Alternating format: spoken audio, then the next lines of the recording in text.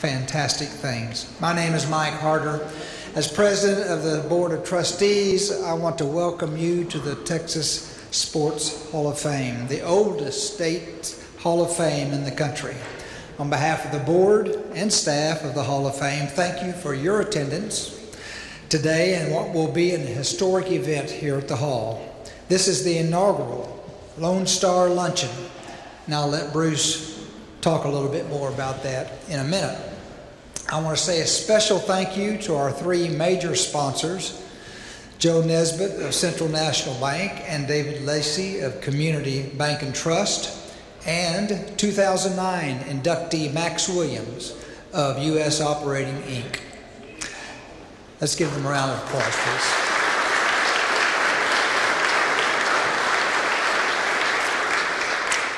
Also, thank you, every table sponsor, for your support of the Texas Sports Hall of Fame. We hope this is the first of many fantastic Lone Star Luncheons. Be sure, go to the website, get on our email list so you will have the first chance to support these events in the future. And with that, Bruce. Thank you very much, Mike. We are delighted that you are here. We were sold out for this event, and many of you know back in 1951, we created the Texas Sports Hall of Fame to recognize individuals who have brought lasting fame and honor to Texas sports. And we're proud to say that Texas was, this building was the first state sports Hall of Fame in the country, and as Mike mentioned, it is the oldest, and you probably already know too, as well, we have 4 museums under this roof. We have the Texas State Sports Hall of Fame, and we have the Texas Farm Bureau Insurance Texas High School Football Hall of Fame, the Southwest Conference Hall of Fame, and the Texas Tennis Hall of Fame, all under one roof. We're very proud of what we do here, creating lasting memories for sports in the state of Texas. Now, as Mike also mentioned, this is a new venture we're having, our Lone Star Luncheons. We hope to have 3 to 4 of these per year. And the goal is twofold. One, of course, is to help generate revenue for the museum, especially coming out of COVID, and we think this is a great opportunity to do that. But the other goal is to let you meet some of the biggest names in sports, and maybe some of the biggest names in business too as we move forward. And I can guarantee you we could not have picked a better first speaker to help kick off this series. And we'll talk about him more in just a moment. Want to introduce some special guests who are here, and then we'll get on to our guest. Anyone on the Board of Trustees here at the museum, please stand so we can recognize you if you're on the Board of Trustees.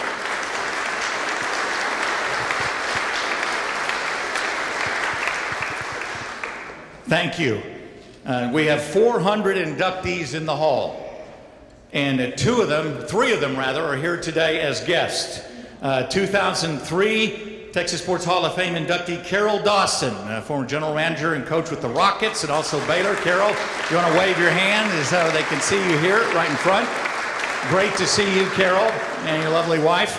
And then the 2009 inductee Max Williams, who is really the founder of pro basketball in Texas. And Max invented the behind-the-back dribble. So, and then also the legendary track coach and inductee Clyde Hart. I want to recognize you as well, Clyde.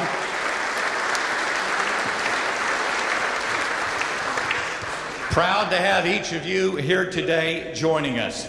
And also State Representative Carl Casal is here. Hi, Carl. Thanks for attending. And then at the speakers table here in front, right in front of the stage, gold sponsors, Joe Nesbitt and his lovely wife, and then David Lacey and his lovely wife as well. One of Lee Trevino's best friends, Finn Ewing, is here from Dallas. Finn, you know, wave. Happy to have you here. Thanks for driving down from Dallas. And then Daniel Trevino is going to run the sportswear division for Lee Trevino, and we're going to plan on selling some of the new Lee Trevino Supermex Golf sportswear in our gift shop and also incorporate it with our golf tournament, and that's coming out in March. Is that right, Daniel? All right, we look forward to seeing that.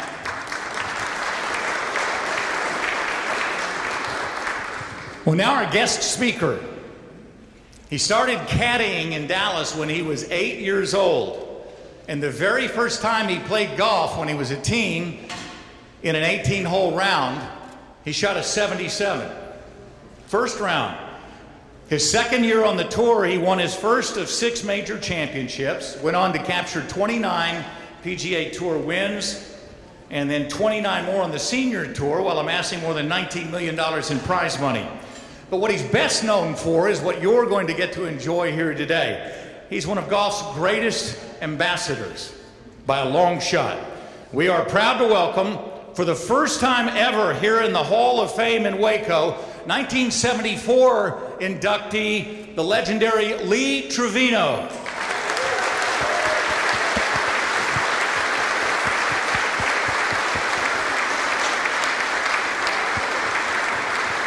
You bet. So, and Lee, as I mentioned, inducted in 1974, and back then, we did not have induction rings for inductees. And so, as a little surprise today for Lee, we've got a Texas Sports Hall of Fame inductee ring for you. It says 1974 inductee with his name on it. I know you don't have one of these, but we're proud to give this to you, Lee. Thank you very much. Thank you. Hey, Finney.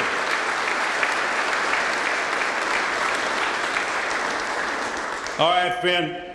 Just a free ride on your airplane. I'll let you wear it, okay? Hey.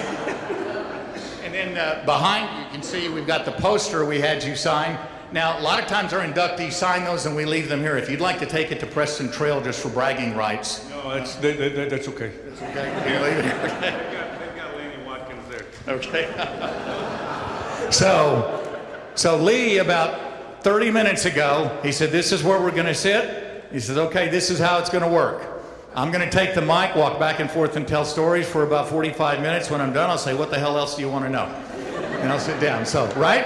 All right, take it away, Lee. Thank you very much. Thank you. Have a seat and relax, will you? I'm going to, with these lights, I may have to put on my glasses because I had some lenses put in my eyeballs down in San Antonio, and these bright lights kind of killed me a little bit, so I'm not trying to be cool. But I have a tough time with these little lenses in my eyeballs. Anyway, that's better. I can see you better, Finney. Anyway, it is so good to be here, and I am so pleased that you came. We had no clue how many people we were going to have. When Bruce called me up and says, "Listen, we need a favor," I never answer my phone. He will tell you I've only answered it once. He's called about 75 times. And I still have the flip phone, and it's broken in the front. I don't take messages. I never answer it because every time someone calls me, they want something. And that's the problem. You know, the old deal, can you do me a favor? I always say, how are you going to pay it back? And you never get that. If I fall off this stage, folks, just bury me here. It's okay, because I'm going to be 83 here in about a month. It's been a completely great life.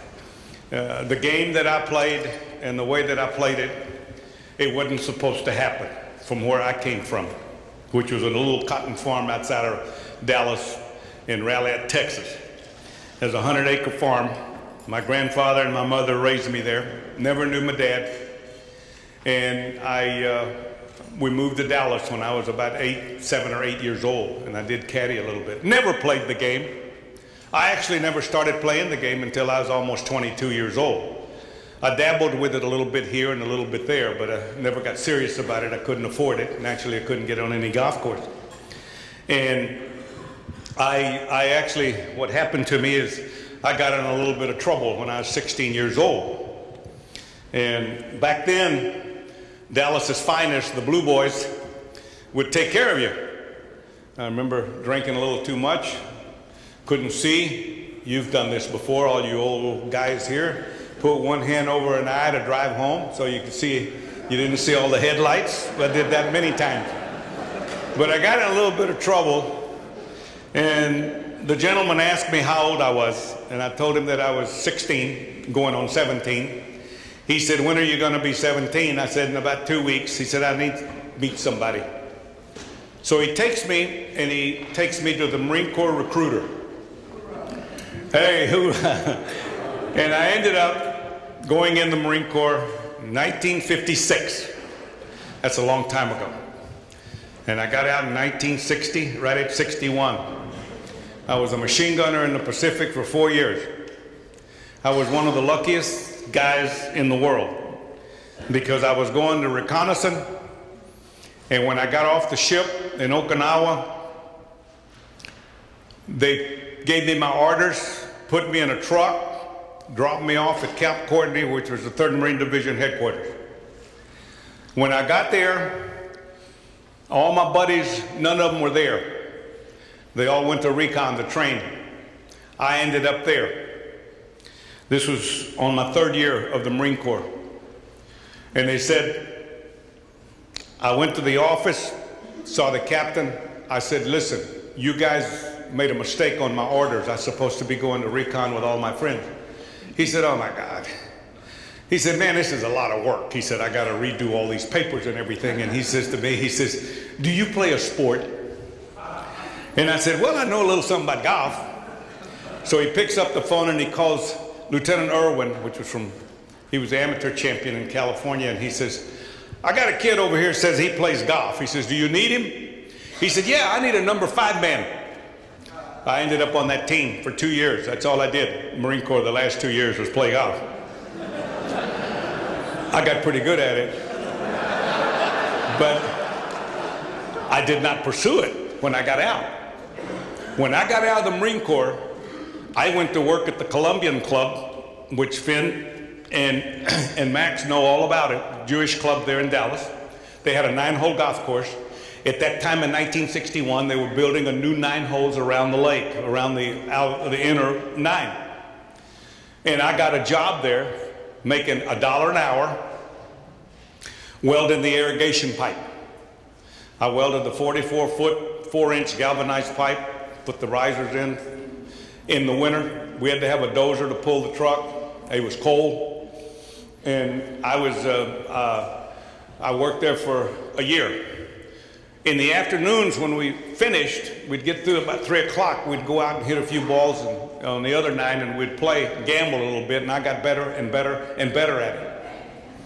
And all of a sudden, what happens is someone noticed me. A gentleman by the name of Hardy Greenwood, which owned a driving range and a par 3 course on Lover's Lane in Greenville, noticed me hitting balls at his range.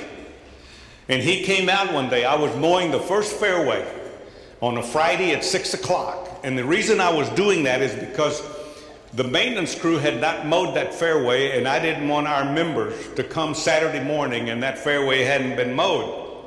So I came out and I hooked up the 5 gangs, and I was mowing that fairway when Mr. Greenwood came across the fairway and says, how are you doing? Introduced himself. I own this driving range, a par 3 course. I want you to go to work for me. I think you have a lot of potential. And he says, I want you to run the driving range, and then alternate the next night you run the par 3 course. That was the smartest thing I've ever did. I quit my job and went over and went to work for him. I worked there in practice for 4 years. 4 years I hit balls and I practiced. I entered my first tournament ever, amateur or pro. I'd never played in a tournament before. And I entered my first tournament, which was the Texas State Open in 1965 at Sharpstown. I would never forget it. My caddy and I drove there in a 55 Chevy with a bad radiator. And the traffic was murder. And I said, man, that traffic is unbelievable. And they said, was it bad? I said, was it bad? I said, I had a flat tire, got out, changed it, got back in the car, and I only lost 2 spots. I said, in this traffic. I said, that's how bad it is. But we played Sharpstown. And guess what? 1965, you can look it up, I won. I won the golf tournament in a playoff over a kid by the name of Frank Wharton. And he was an assistant pro, I think, at Preston Hollow Country Club, if I'm not mistaken. And I won the tournament. We won $1,000. My caddy and I get in the car. We get a half a pound of bologna, half a loaf of bread, when you could buy half a loaf of bread, 2 RCs, and we were laughing like hell coming down 45 back to Dallas with $1,000. We didn't know what we were going to do with it. First tournament, win it. Came back the next year, and I won it again. Now, when I won that tournament, the second time, I beat Marty Fleckman, which went to the University of Houston. Houston had Homero. He had Homero. He had Marty Fleckman. I can't remember all of them. Toscano was playing there. Coach Williams was the coach. And I win the tournament again, back to back. And I remember Coach Williams coming over to me and saying, "Who are you?" And I said, "I beg your pardon, sir?" He said, "Who are you?" I said, "I'm nobody." I said, "I'm just a guy from Dallas." He said, "Where'd you come from?" He says, "Well, where'd you learn how to play?" And I said, I just learned on the driving range in the par 3 course, and I was a range rat. Range rats are they're shot makers. Now, the reason a range rat is a shot maker is because when you go out and you walk on a range and you walk around the perimeter of the range, there's golf balls everywhere. They're behind trees, they're in ravines, they're everywhere. And you're trying to hit all the balls to one spot in the middle of the range. So what do?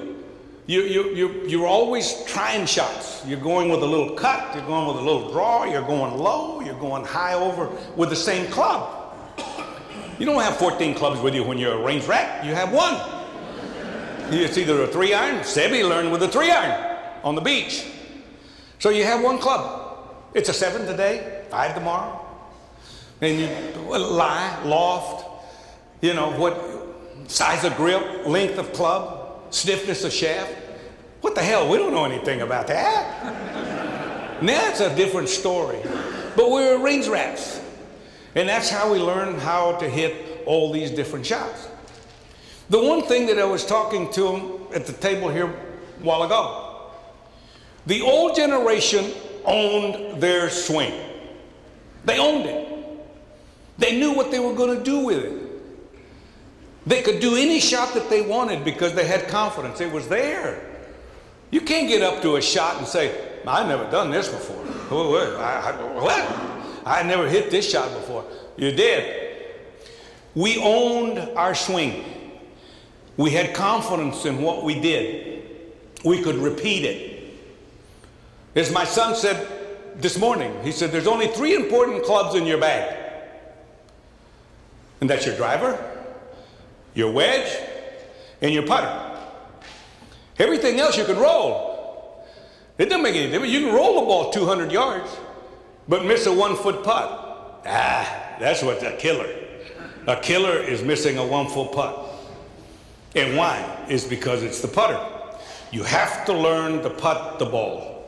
That's the one that killed you, because you can travel in 2 shots 500 yards. But then it takes you 3 more shots to go in from 20 feet. That'll kill you. It'll absolutely drive you to drinking. I'm telling you, it'll drive you to drinking. This is what we did. We didn't play each other. You see these guys playing on the tour, and you see the scoreboard. We can't do. There's no reason to look at that score. There's nothing wrong with looking at that scoreboard and looking over and saying, you know, I gotta turn it on. What the hell you mean you got to turn it on? You haven't been turning it on? You've been throwing off? You can't do anything about that scoreboard. You are playing that golf course. That golf course. I learned that at a very young age. This is one of the things that I think that when Jack and I played a lot of golf, against each other, that's the one thing that bothered him more than anything with me when he and I were running neck and neck. Is he knew that I wasn't going to make a mistake. Jack always waited on you. You know, he could almost tell you what the score was going to be at the US Open, the PGA, the British Open, or the Masters. And if Jack came out with a 71, someone shot 64, Jack would say, "He'll be back. He'll be back. He'll come." And sure, he's right. Hardest thing in the world is to shoot 2 low rounds in a row. Low round, now you don't want to lose those. You come out here and tee off, you don't want to lose them. And this is what happened. But This is exactly what we did. I was a hell of a wedge player. That was Jack's worst club. Jack could drive it 4 miles. He hit irons higher than anyone, like Tiger.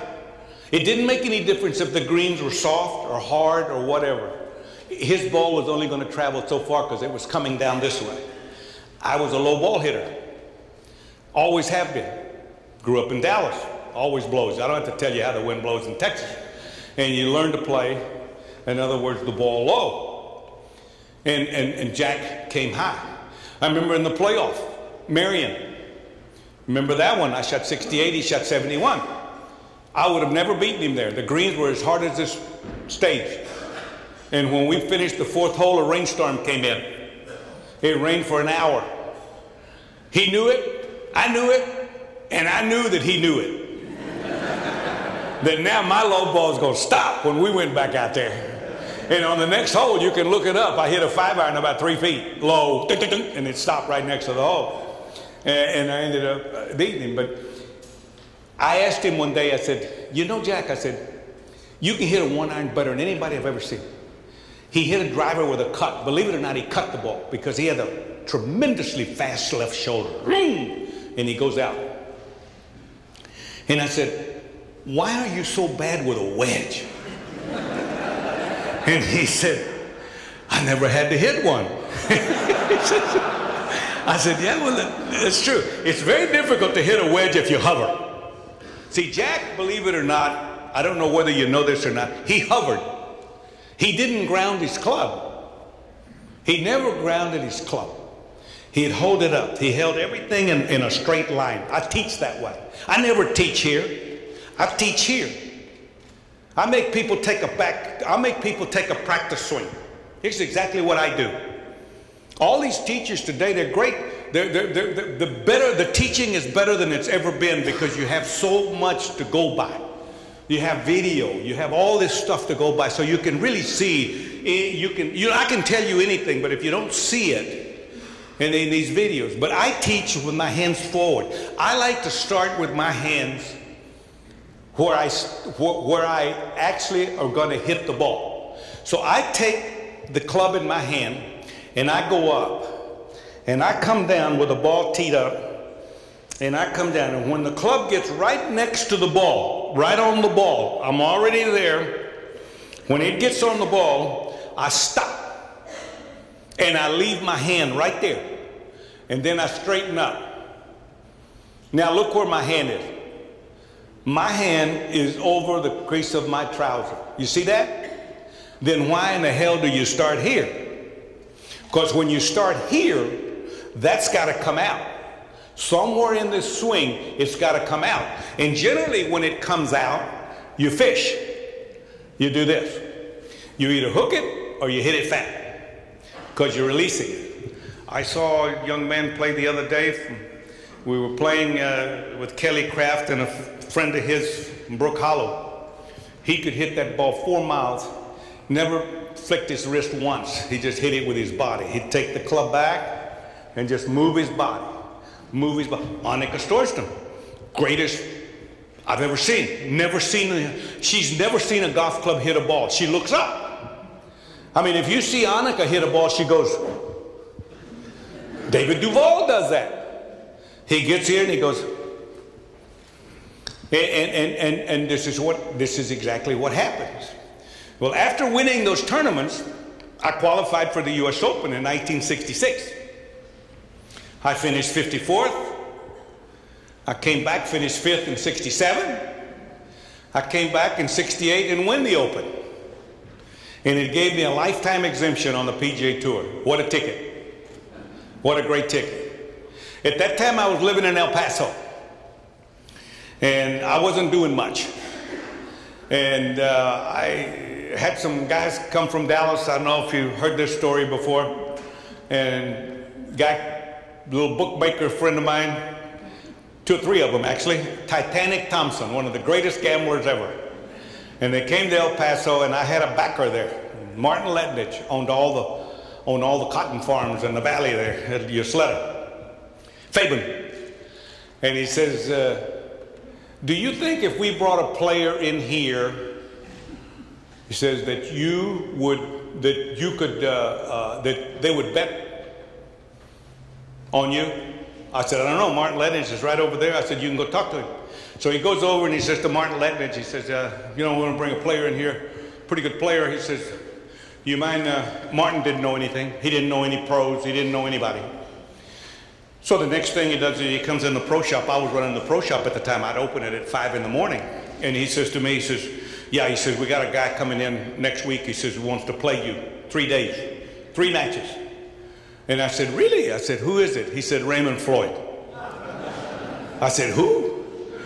I said, Raymond Floyd's a touring pro. He said, he just won the tournament in North Carolina, Azalea Open or something. He said, that's who they want to bring. He said, let them bring him, Chico. He said, Chico. He said, let them bring him. Yeah. This guy was Yugoslavian, but he could speak Spanish a hell of a lot better than I could. He said, no, Chico. He said, this is it. So he called me on the... So I'm sitting in the shop one day. I got it at 5 o'clock, take the carts out, making sure everything's cleaned up in the bar.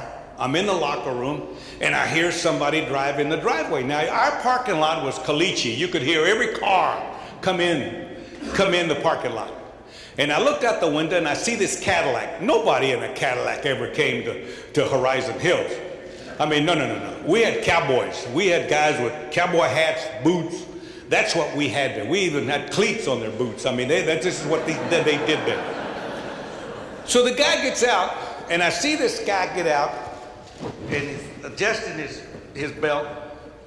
Got a gorgeous pair of slacks on. You could tell they were expensive. And he's got this shirt, and he's looking good. He's looking good. So I jump in a cart, and I drive out to the parking lot, and he's got this Wilson coverall bag. It must have weighed 200 pounds. And I picked it up, I put it on the back of the cart, and I drive it into the locker room. I unzipped it, and golf balls fell out, golf shoes fell out of the top, the whole thing. And so I take them out, and I take the cover off. He sits in a chair right about there. And Ace Darnell says, Max probably knew him. Ace Darnell says, listen, he says, I'm going to go get a cart. He said, we want to go look at the golf course because we're going to play at noon. He said, okay. So Raymond's sitting in this chair, and he says to me, he said, listen, he says, can I get a Coke? Yeah. So I go over to the bar, I get him a Coke. He said, is there anyone here that would like to play gin? And I said, I don't know, nobody that plays gin here, not now. I said, there's no one here yet. He said, oh, okay. He said, by the way, he says, who am I playing today? And I said, you're playing me, Mr. Floyd. He said, I'm playing you. He said, what do you do here? I said, I do everything. I said, I open at 5, I bring the carts out. I make sure the locker room's clean, clean some shoes. I do whatever you have to do. This is what we do. You know, this is a golf course. And he says, okay. So Ace comes back and says to him, he says, listen, he said, I've got a cart, let's go look at the golf course. And Raymond says, I'm not looking at no golf course. He said, I'm playing the locker room attendant. He said, I'm not looking at no golf course. So we teed it up. I put 64 on him. He put 66. An easy little course. So when we finish, he's not very happy about this. And the investors are not either. So he says, let's go play an emergency 9. That's the old deal, you know, emergency 9 when you get beat. I said, Mr. Floyd, I said, I'd like to. I said, but I can't. I said, I got to put the carts up. And he said, oh, shh. He said, now, he said, I'm playing the cart man too. So we teed it up the next day. So we teed it up the next day, and I put 65 on him. He had 66. He loses again. He said, there's no reason to ask you to play 9 more. You got to put the carts up, right? I said, yep. So we come out the third day, and we both hit 18 and 2, par 5. He's 20 feet, I'm about 17. He holds it for eagle 3, and I limp mine out. And there's too many ladies in the room, I can't tell you exactly what he said, but he says, adios, and that's all I'm going to say. And when he went out there, he told the guys on the tour, he said, I'm going to tell y'all something. He said, I just played and met a little Mexican boy from Dallas. And he said, y'all going to have to make some room for him when he gets out here. He said, you're going to have to make some room. And I finished 5th in that open at Balderstraw. And we went to Aurora in Cleveland, and I was hitting practice balls. Nicklaus walks by. Bob Golby's in the back of me. And Golby and them are watching me hit. And Nicklaus walks by, and Nicklaus slows down, and Golby says, that's the kid that finished 5th last week. He said, yeah, really? I said, yeah. He said, who is it? He said, that's that kid Trevino from Dallas. I said, mm-hmm. And Golby says, how you like that swing? And Nicklaus says, it repeats. And that's what's important. It repeats. Golby says, he'll linger. He won't last. He'll linger, but he won't last. I had a way of playing golf that was solid. It was choke-proof. And it was choke-proof because I didn't have time to think. Now think about this. I put the hands forward, I had the ball forward, and then I would fret a stare. And if any of you have watched me play golf before, you knew I danced. I moved all the time. I would put the ball up there, and then I would go. When that left foot hit the ground the last time, I'd hit it. And I'd go there, have the plane forward, and the pin, the target's there. And I'd actually turn to the right as I was shuffling. As I would stand there, and I would go. And I'd hit it.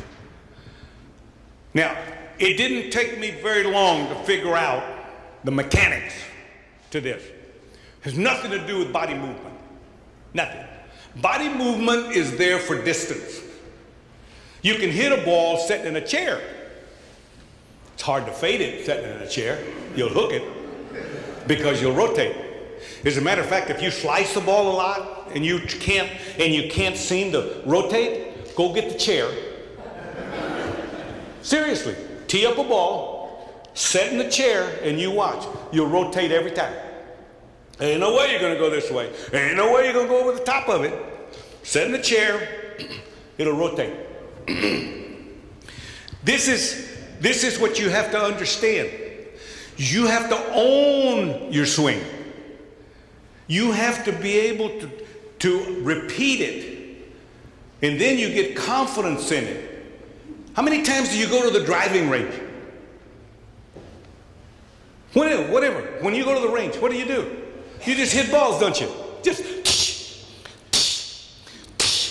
you know, after a while, you can put a blindfold on, and that ball will do that. But I'm going to tell you something. The next time you go out there, you pick a target 100 yards. Take a wedge out and hit it to that target. One ball. Just one. Put the wedge back. Go get a 7-iron. Pick another target over here and hit that one to that target. Only one ball. When you finish hitting 5 balls, you ain't even come close to your target. But if you hit 5 balls with your wedge, you're going to be hitting the flag in a little bit because the body adapts to it. The muscles adapt to it. The alignment adapts to it. Everything, the distance, because you're hitting ball after ball after ball. The old deal is, how many balls did you hit? My deal is always, how many shots did you hit? Not how many balls you hit. Hitting balls and hitting shots are two different things. There's no reason to go to the range if you're not going to hit shots. You can't just stand there and say, oh, there's the target, and hit it. No. You gotta do something with it. You got to do something with it, because let me tell you something. That flag, when they put it on the green, is not going to be in the middle all the time. It's going to be short left, short right over a bunker. Going to be back right, right corner, left corner. You got to find a way of maneuvering this ball and get in there. And don't tell me that you don't practice. No, you do. You don't practice enough. You'd be surprised how good you can be at this because you know why? Once you get this, you will own it. Putting is the hardest thing in the world. How many drivers do you have in the garage? 3? Okay. How many sets of irons do you have on there? 2 or 3, if the wife lets you have 2 or 3. Okay. How many putters do you have in the garage? 50. How many? You'll have 50 putters in your garage. Why? Because that's a nerve putter. You have to get into the greatest putter ever, Jack Nicklaus. Right-eyed. He was blessed with a right eye. He couldn't see out of the left. Can't see the line. So he went this way.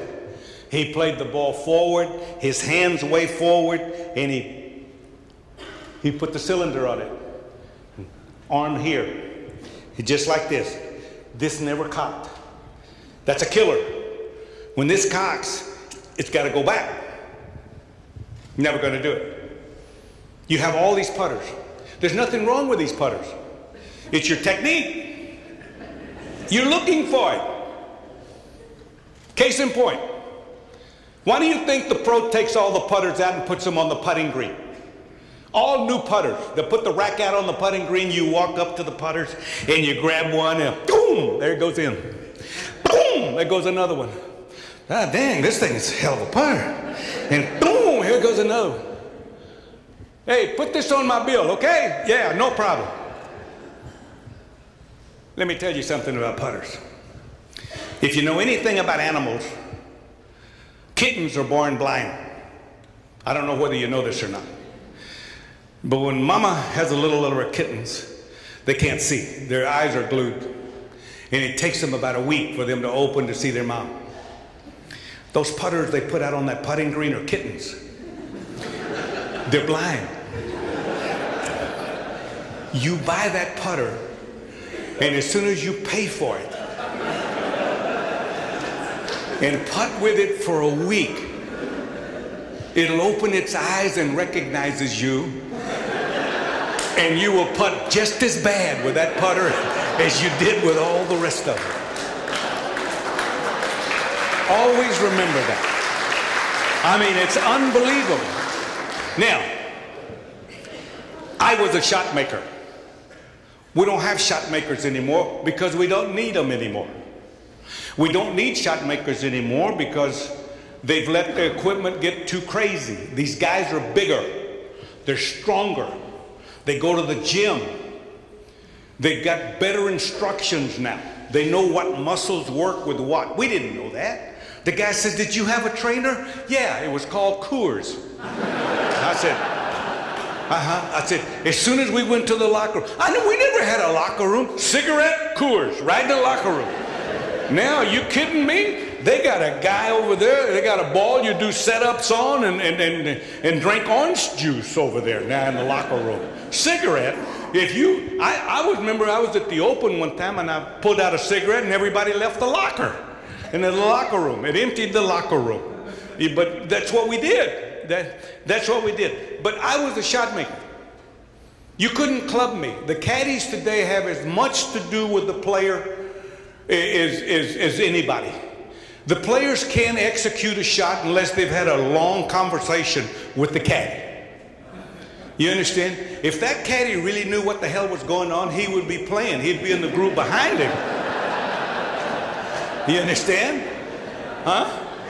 I mean, wasn't that the story with Phil and his caddy Bones? When Bones asked him, Phil won 45 tournaments, and he asked Bones, and Bones says to him, he said, Phil, he says, you know, he said, we won 45 tournaments together. He said, I know. He said, how many tournaments do you think you'd have won? He says, if you wouldn't have had me on the bag. He said, 45. But caddies are great. They're great to have. They help you. They know. I had a caddy, black man, Herman Mitchell, you remember him? Weighed 370. That's why I was loud and crazy, because nobody come near me. You know, I got 14 clubs in Herman. I got a lot of protection.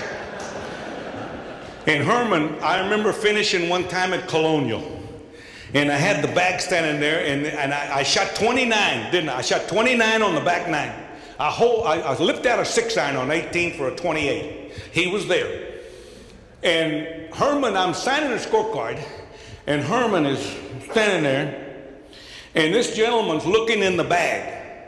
And Herman goes, so he moves. So Herman goes, and so finally the gentleman says, Herman, he says, excuse me. He says, what club did Lee hit on 18? He said, mister.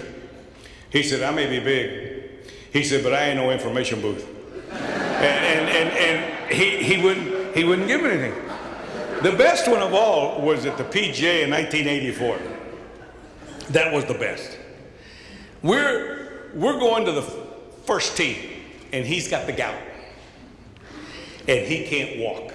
Now, here's a man that's 370. He's got a white jumper on. It looked like a good humor, man. And he's walking like this when I got there. And I said, what the hell happened to you? He said, man, he said, this gout came down on me, and he says, I can't walk.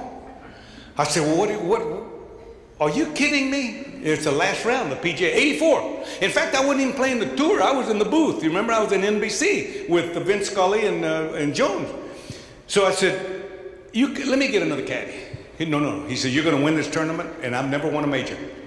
You see, back in the old days, regular caddies couldn't caddy in the summer. They let school kids, college and high school kids caddy. They drew their names out of a hat, which was only fair to do in that town. So I said, no. I said, he said, Lee, I can do it. I can do it. I said, how are you going to do it? He said, we'll do it the old way. I said, how's that? He said, listen, you're in the fairway. I'll meet you there. He said, I'll meet you in the fairway. You take the driver, go into the tee. I'll go down to the fairway. He says, I'll be out there on the ball. He says, when you get there. And I said, yeah. He says, when we hit the second shot, if you hit it on the green, he says, if you don't hit it on the green, don't worry about it. He said, if you miss the green, he said, I give you the wedge and the putter. And he says, I'll meet you at the next fairway. He said, over here. He was taking shortcuts because he couldn't walk. So we did that the whole round. I made a 70-footer on the first hole. He didn't get to see it. And we get to 13. 14's a little dogleg right at Shoal Creek. And you had to climb a couple of stairs there to get up, two levels of stairs. And I run up there, Lanny Watkins and I are playing together, and Gary Player. And I get ready to hit, and I'm on the tee. I got a one-shot lead. And I get up on the tee, and the wind's blowing in a bad direction for me. Bad wind for me was a left to right, because I was a cutter. I didn't like to try to hold it, because I didn't know how to hook the ball that well. I do now, but I didn't know then. So I said, man, I got the wrong club. And Lanny says to me, he says, what do you got? I said, I need a 3-wood. He said, well, go get it. I said, I can't go. Herman's way the hell over there. And he says, really? I said, yeah. I said, he's got gout. I said, he's 280 yards up there. And Lanny was very nice about it. I mean, I thanked him about it, because he says to me, he said, go get it. Don't worry about it. We'll wait. I said, I appreciate it. So I'm running down the stairs, and Herman's looking at me, and we're way back over there. And I'm saying, and he looks at me and he says, what? I said, Herman, what? I said, I need a 3-wood. He said, what? I said, I need a 3-wood. He said, choke up on the driver, baby.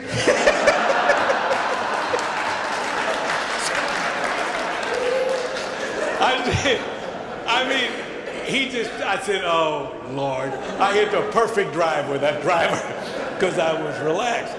But you have to understand, Herman, we were on the putting green, and we were going to the tee. We're going to the tee.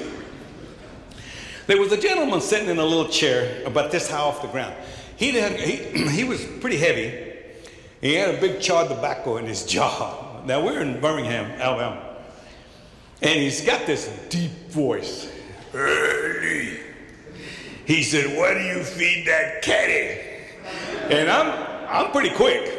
You know, you can't get me too much because I'm quick on the draw.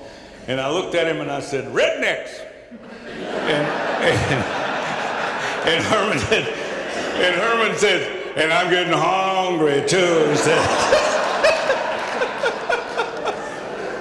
But the things that we had, and the thing, you don't see that anymore. Being a shot maker is, like I was telling you a minute ago, is you own your swing and you're going to own that shot. And you can't blame it on anyone.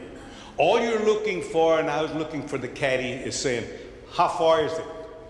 He said, it's 147 to the cut. I said, okay. The pin, 17. I said, okay. How much are we releasing here? He said, 12 feet. You pull the trigger. That's all you do. We never had much as far as club is concerned. Caddy never clubbed you. Herman, if he didn't like the club I pulled, he wanted an explanation. And he didn't ask for the explanation. He wouldn't move the bag. Notice how caddies will put the bag right next to you? You pull the club out and you go. Then he's over here looking in the trees like this. Great time. NFL tournament, Upper Montclair. Coming to the last hole. Got a 2-shot lead over Floyd. Outdrove Floyd by 5 yards. I got 240 to the hole. A little small lake on the right. Raymond didn't go for the green, he lays up.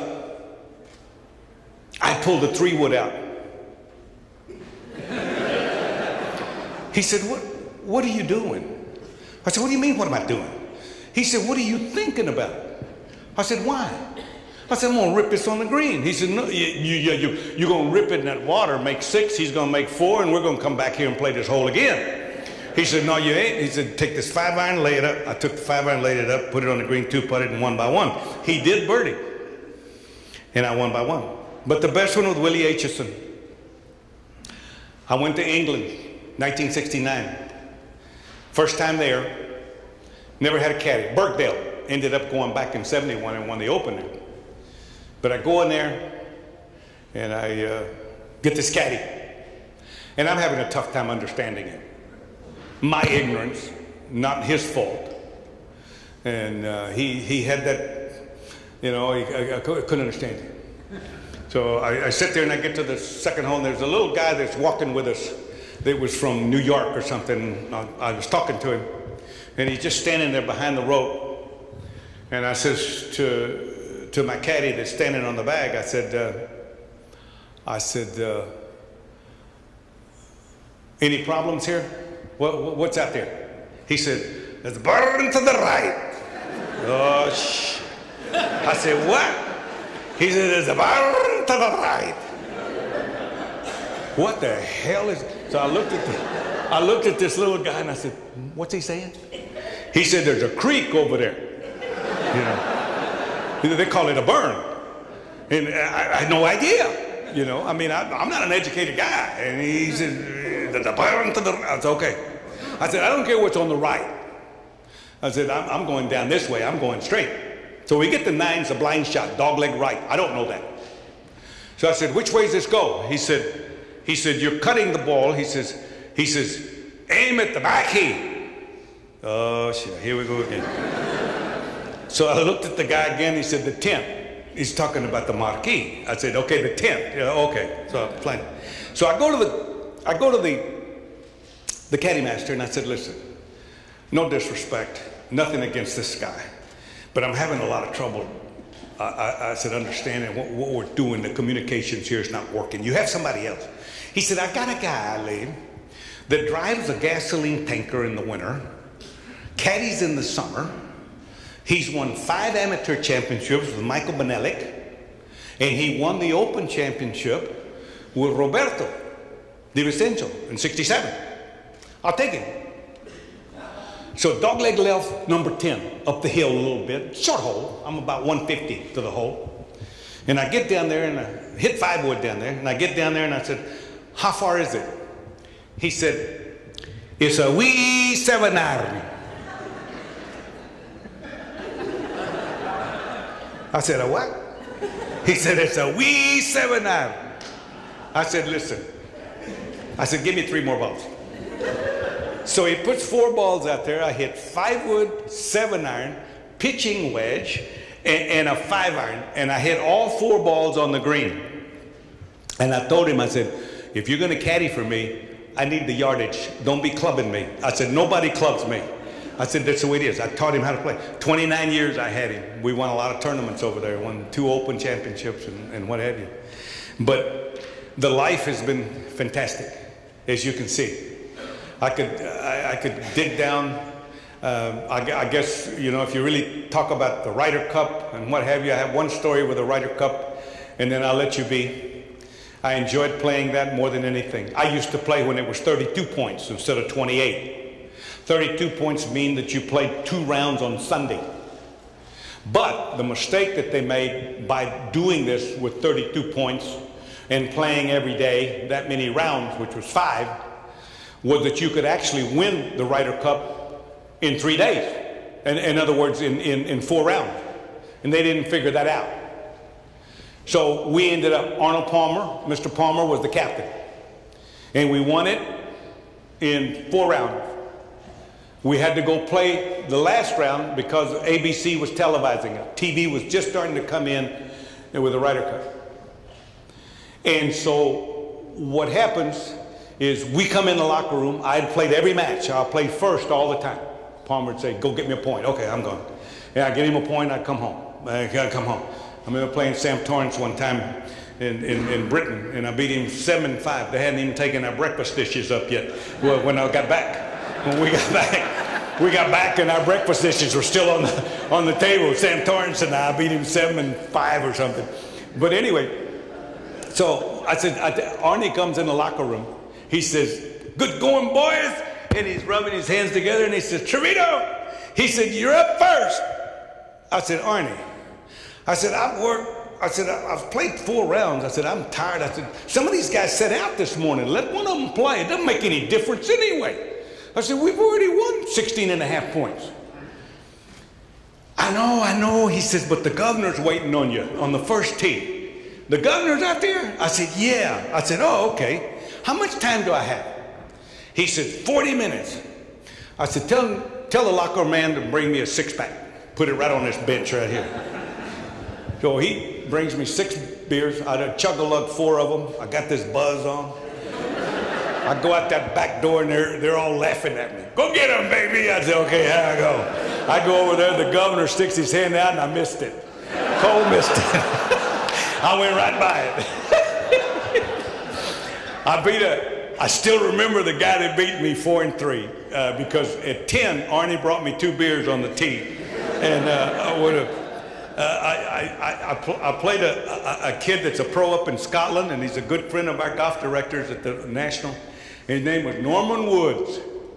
And I don't think he ever played the tour after that, but I got beat 4-3.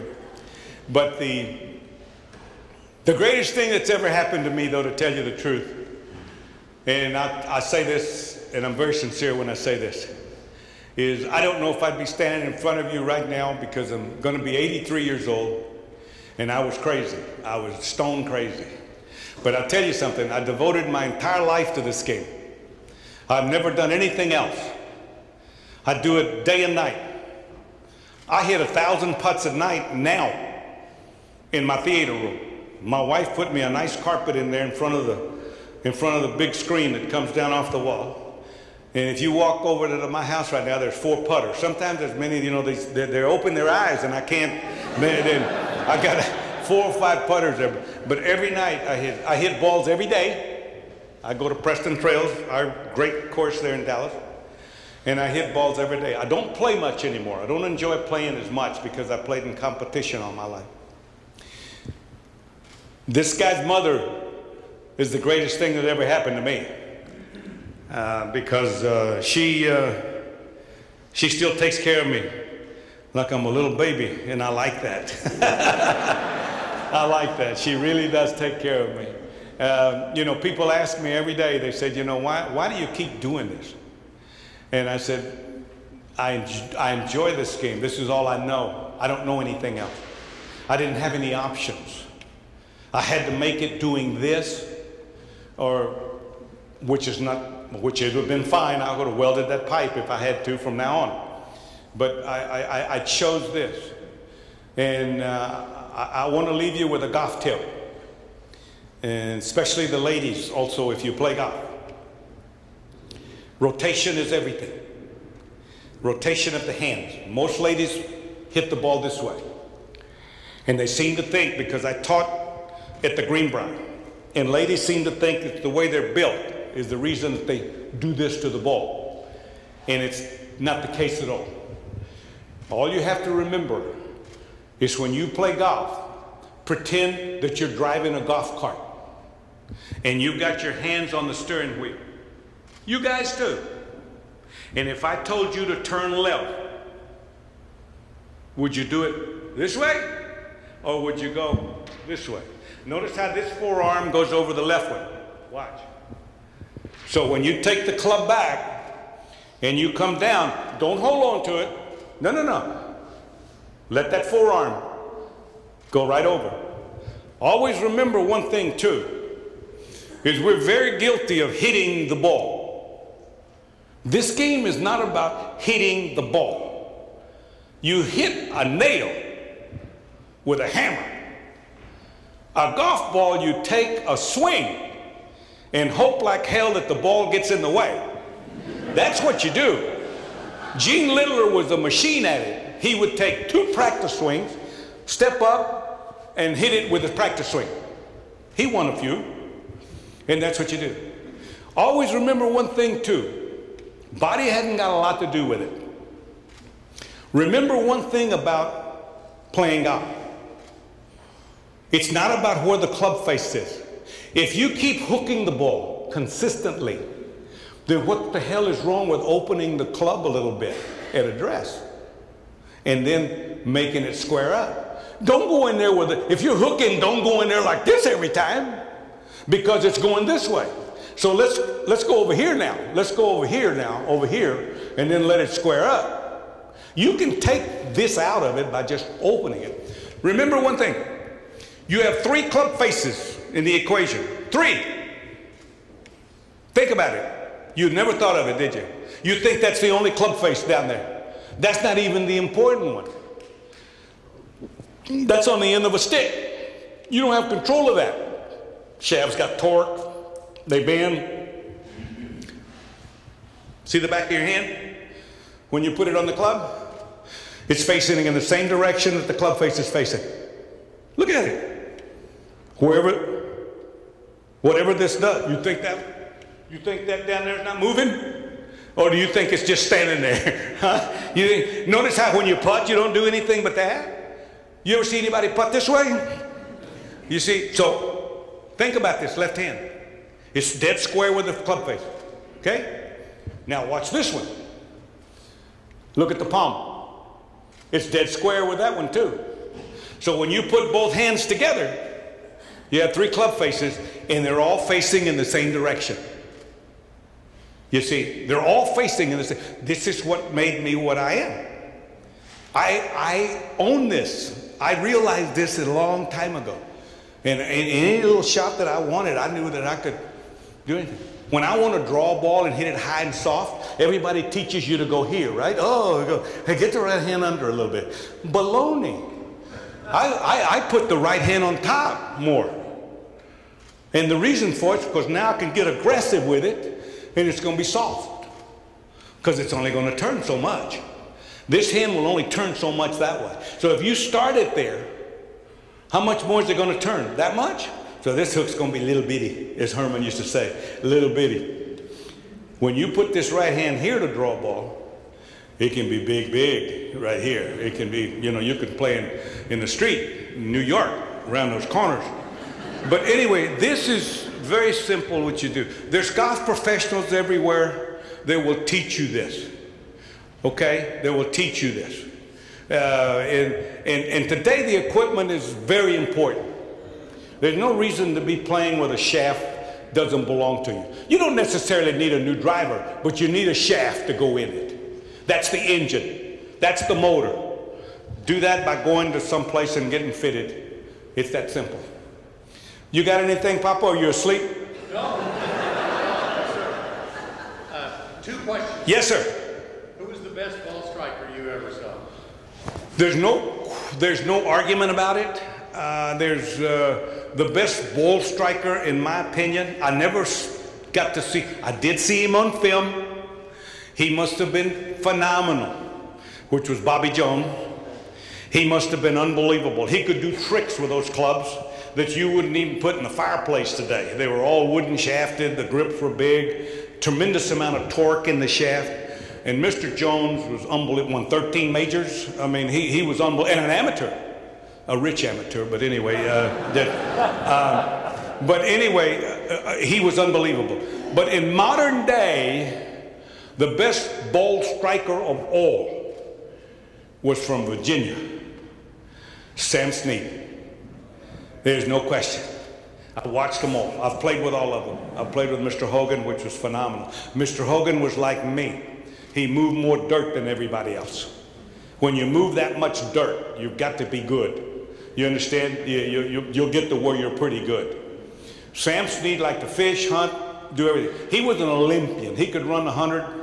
He could run 100 meters in 10 seconds. I mean, he was a big man. Yeah, he was the best, no question.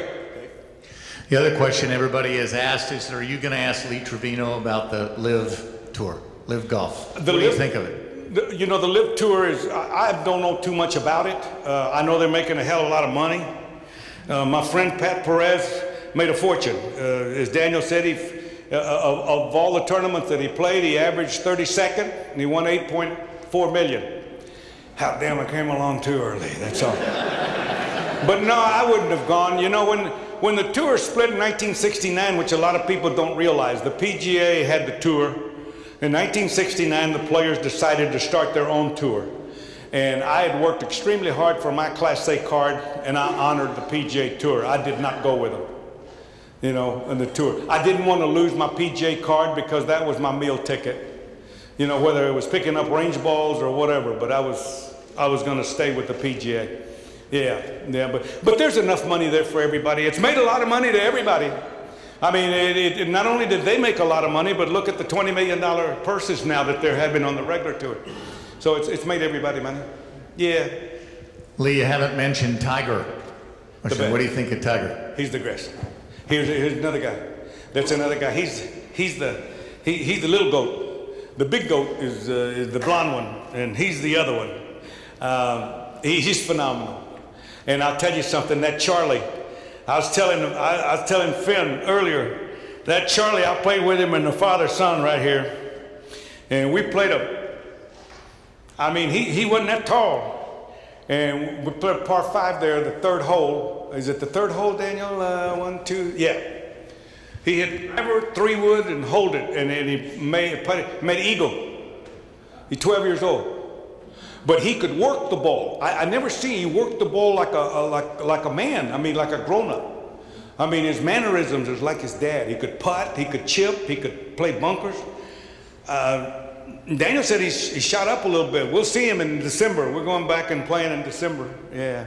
We had a shot 2 years ago. Daniel made every putt. That putt looked like, man, a gallon bucket. He was putting like a Jesse, man. He looked like Nicklaus putting. And we were tied with 4 holes to go, but Dustin Thomas and his dad birdied the last 4 holes or something, beat us by a couple. Yeah. But we enjoyed it. We enjoyed it. You have time for 1 or 2 questions from the audience? Certainly. Okay. Anybody got a question they'd like to ask Lee Trevino? This is your chance. What would you like your legacy to be, Lee? Okay. Oh, I don't pay too much attention to it. The good Lord knows the talent that he's given me. That's why I work so hard at it, is because I'm going to have to meet him someday, and I don't want him to be disappointed. Yeah. I want him to look at me and say, you know what? You don't have to do nothing up here, man. Just take it easy.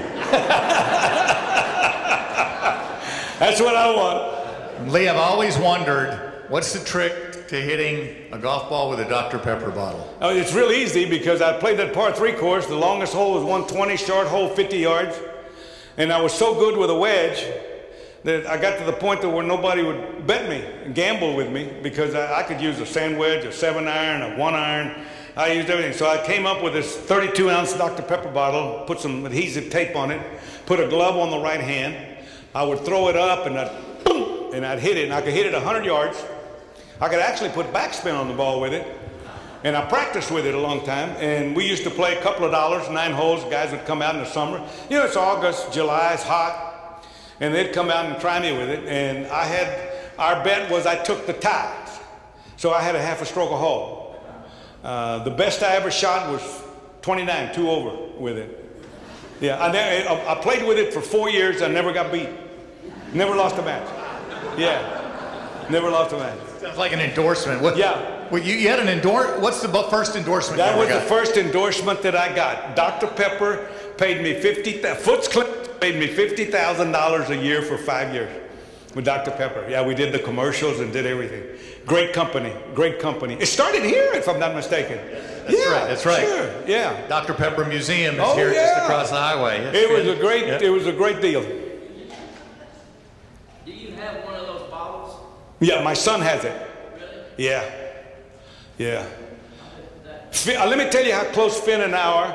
Flynn and I, we see each other every day at Preston Trails, and I pray that he doesn't die, because I'll be the shortest guy in the club if he dies. Hey. Finny, I'll tell you, the reason I brought him here is because Finn is the owner of Ewing Auto Group. And so, you know, Dustin Johnson won 36-point-something million, didn't touch this guy, and it didn't touch this guy. So, and he's going to support us. He came today to see, and he said he would take care of us. Yeah. He's going to come and play in the Pro-Am. Attaboy. That's my man. Got another question here? What is your favorite golf course in Texas? And the second part is, will there ever be a major tournament played in Texas? The PGA will be coming to Frisco. We changed from August to May to try to bring it south. The problem is we can't bring it south, the PGA, in August. You know, we had the Open. The Open was okay at the Champions because it was in June. It was a little bit cooler, yeah, we'll put 27 maybe. The Ryder Cup's coming also to Frisco. The problem that we have here in Texas is we don't have enough room. And we need a big golf course. We need a big range. We need a lot of parking. There's so much infrastructure that goes into a major championship. It's a big deal now. Back in my day, I remember winning the Open. I remember winning the Open in Rochester in 1968. And when I finished, and Arnold Palmer finished behind us. And that was when television was coming in. He played with a kid by the name of Lewis.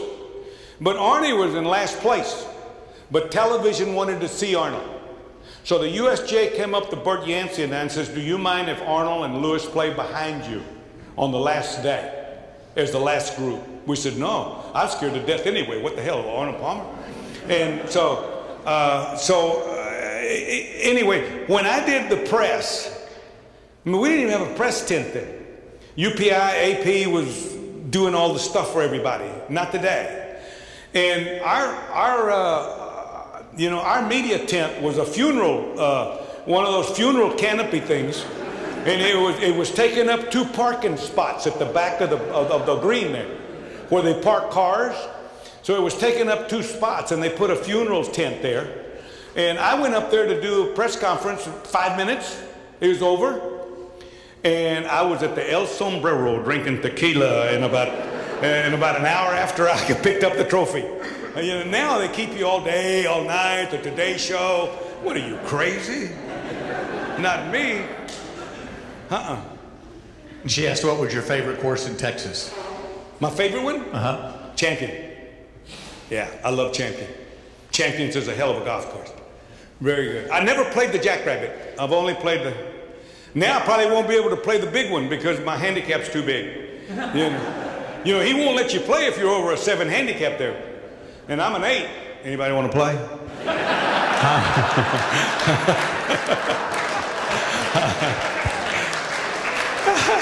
All right, ladies and gentlemen, first time ever to be at the Texas Sports Hall of Fame.